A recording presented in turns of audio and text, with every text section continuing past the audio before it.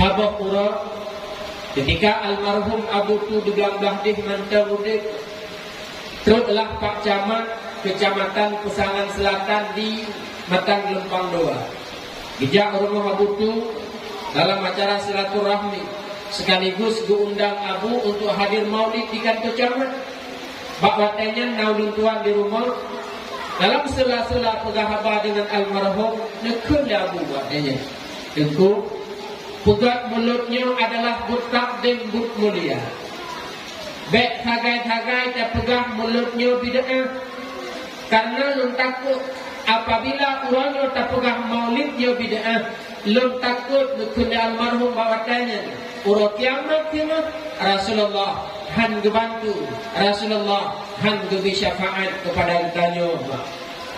Bangkit urut kiamat punya Rasulullah han gepermun ditanya han tak hajat. Dajakkan Nabi Allah Adam nyebut jara. Dajakkan Nabi Allah yang lain, Nabi Allah Musa, Ibrahim pun nepelun. Dajakkan Nabi Allah Isa pun nyebut jara hingga mutapat manusia lakai syafaat bak Rasulullah. Teman menyuruhnya pulai lahir, urah lahir Rasulullah. Tak pegang dia kita bida'ah. Nyolong takut pegang dia almarhum bak watanya. Urah kiamat hingga Rasulullah hendak perungun, hendak peduli akan kita nyoba. Ketika kita nyuruhnya tak pegang maulid Nabi bida'ah, sama dengan kita nyuruhnya tenang terhadap lahir Nabi.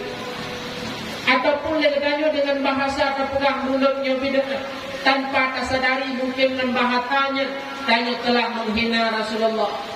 Dengan menyuruhnya udit lambungnya dan kemutuah mak mutuah tahina Rasulullah.